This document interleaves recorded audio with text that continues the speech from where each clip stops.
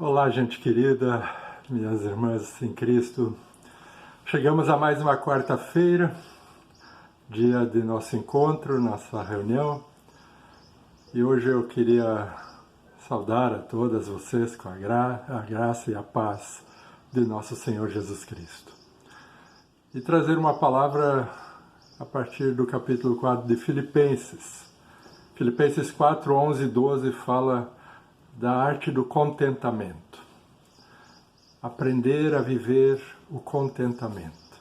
É um desafio, porque muita gente se tranca e se coloca num cativeiro de descontentamento. E aqui eu quero usar uma palavra do apóstolo Paulo que diz: aprendi a viver contente em toda e qualquer situação. Eu sei o que é estar em necessidade e o que é viver em abundância. Eu tenho aprendido o segredo de viver contente nessa e naquela situação, seja para o bem, quando estou bem alimentado ou quando estou com fome, seja bem suprido ou padecendo necessidades, porque tudo posso naquele que me fortalece. Esta é a palavra dirigida àquela comunidade de Filipos. Parece insano e insensato quando nós buscamos resultados diferentes em nossa vida, mas continuamos a fazer as mesmas coisas ano após ano. Você não colhe frutos diferentes daquilo que semeou em sua vida. Esta é a regra geral. Nada muda em nossa vida sem atitude, planejamento, disciplina e uma ação perseverante. Claro que às vezes acontecem coisas que podem mudar, algum lance do destino, do acaso, que nos levam a dar uma guinada em nossas vidas. Mas o acaso, ou a chamada sorte, ou azar, são eventos fortuitos, não são coisas constantes e concretas e duradouras. Mesmo a bondade de Deus pode acrescentar coisas à nossa vida, coisas que desejamos, mas poderíamos dizer que esses são acréscimos, são elementos, como a gente diz, sem controle, podem acontecer ou não. Por isso nós temos que pensar e fazer aquilo que realmente está em nossas mãos. Não é aquilo que chamamos de aconteceu um presente para a minha vida. Não, o fruto do que nós colhemos é algo planejado, algo pensado, algo que é resultado da nossa atitude. As mudanças concretas desejadas por Deus para a nossa vida e por nós, normalmente dependem dessa disciplina, dessa atitude levada a uma ação concreta em nossas vidas. E sem dúvida essa é a nossa parte na obra transformadora que Deus quer levar a cabo, não só em nossas vidas, mas no contexto em que vivemos. Por isso precisamos ter atitude. Então gostaria de falar do que nós podemos fazer, tanto na parte que nos cabe, quanto naquilo que resulta da ação de Deus em nós. E eu presumo que aquilo que eu gostaria de ver acontecendo, sempre na minha vida e na vida da comunidade, na vida de todos nós, é esta atitude de contentamento.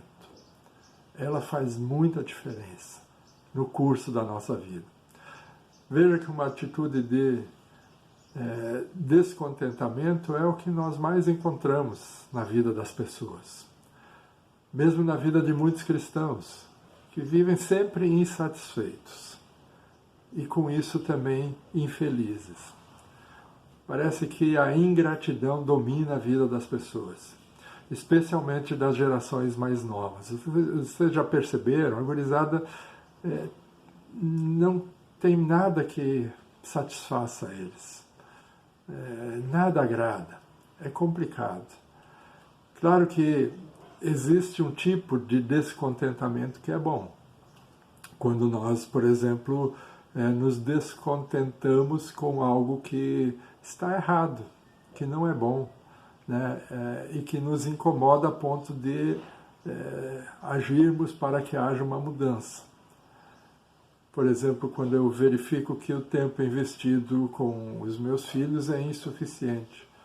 E isso incomoda, me deixa descontente. Então eu vou buscar uma mudança e isso me leva a programar e a investir um tempo maior com eles. Mas não é desse tipo de descontentamento que falamos aqui. Falamos de um descontentamento raiz, que traz amargura e infelicidade.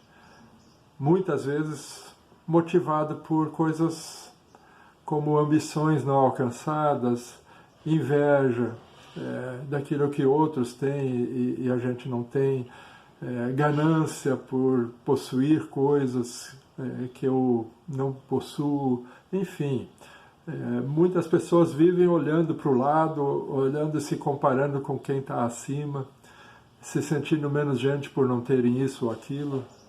E eu aprendi uma coisa com um velho sábio amigo que dizia, de vez em quando, passa um tempo com aqueles que não têm quase nada, para você voltar a ter um contentamento pelo que você é e pelo que você tem.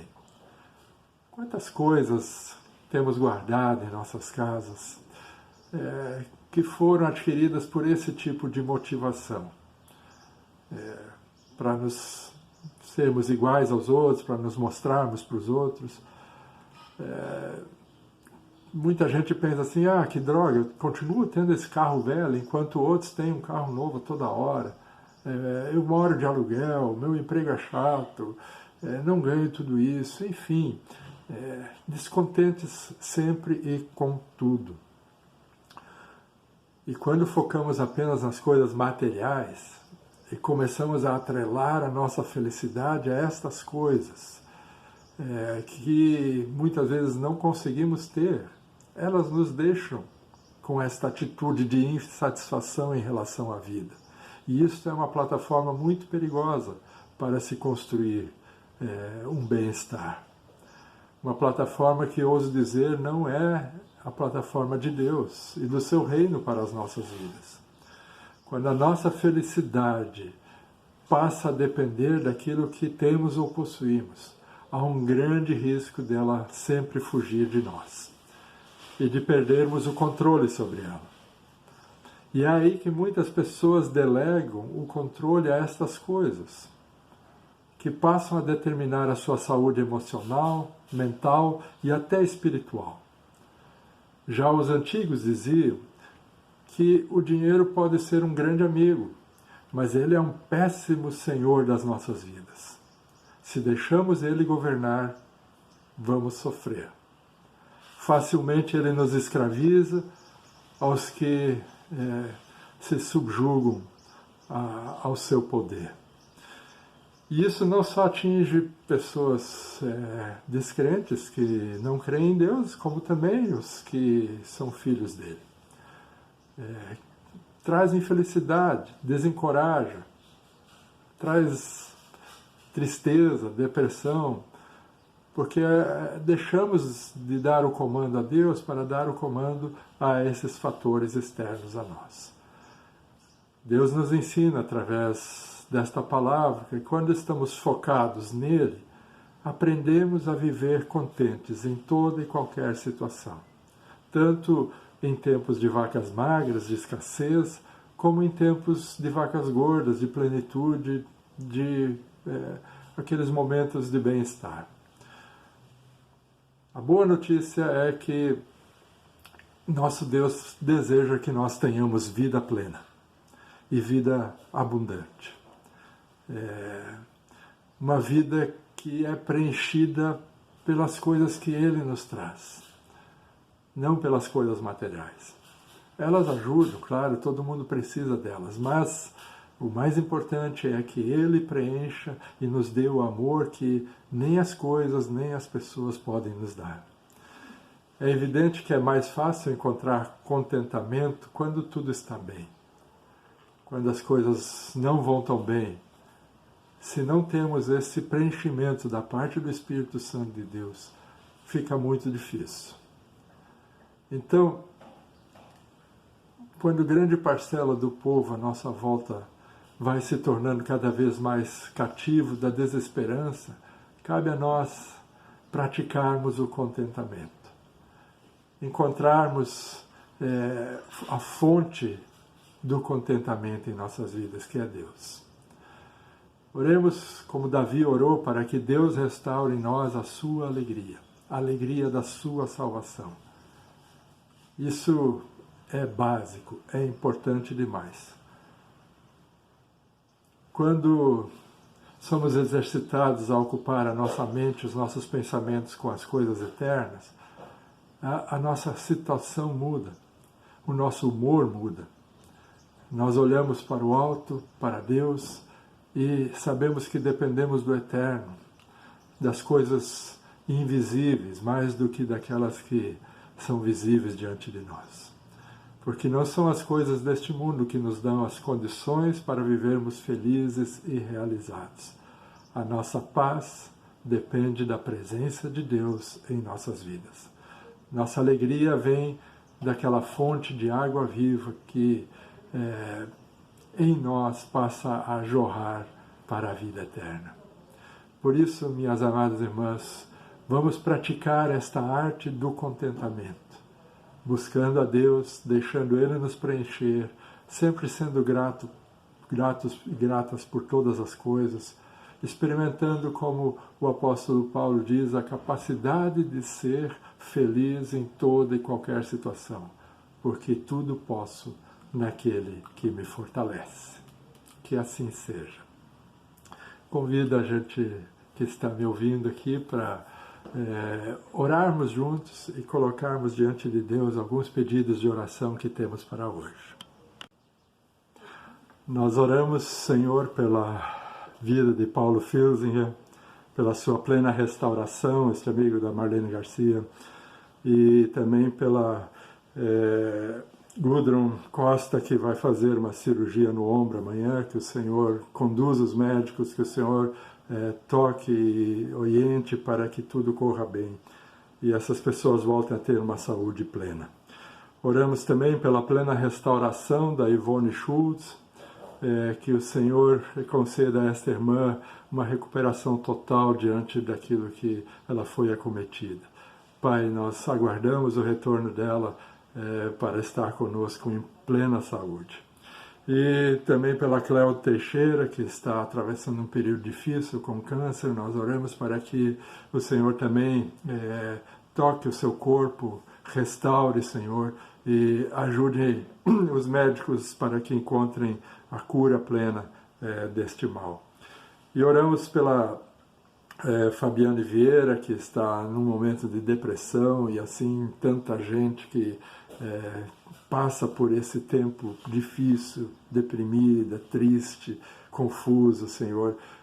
Nós oramos pela Nair Friedrich, que está tão desorientada pela morte da filha, e também por Nicolas e Odilce Berté, que estão também passando por um tempo de aflição e dor causada por tantas dificuldades físicas, mentais, emocionais.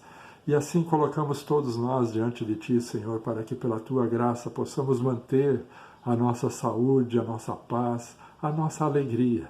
Ajuda-nos a praticar esse contentamento, a gratidão acima de tudo, Pai. Nós precisamos ter esse espírito positivo em relação à vida, Senhor, e nós sabemos que dependemos do Teu Santo Espírito para nos ajudar a viver assim, alegres e felizes por tudo que temos e somos. Não interessa quanto, não interessa o volume das coisas, interessa, Senhor, a nossa atitude. Ajuda-nos para que sejamos gratos e felizes sempre. E tudo mais incluímos na oração que o Senhor Jesus nos ensinou, dizendo: Pai nosso que estás no céu, santificado seja o teu nome, venha o teu reino, seja feita a tua vontade, assim na terra como no céu. O pão nosso de cada dia nos dá hoje, e perdoa-nos as nossas dívidas, assim como nós também perdoamos aos nossos devedores. E não nos deixes cair em tentação, mas livra-nos do mal, pois teu é o reino, o poder e a glória para sempre. Amém. Que o Senhor nos ajude, abençoe a cada uma e nos dê uma tarde, um encontro bem feliz e um restante de semana abençoado. Amém. Um grande abraço.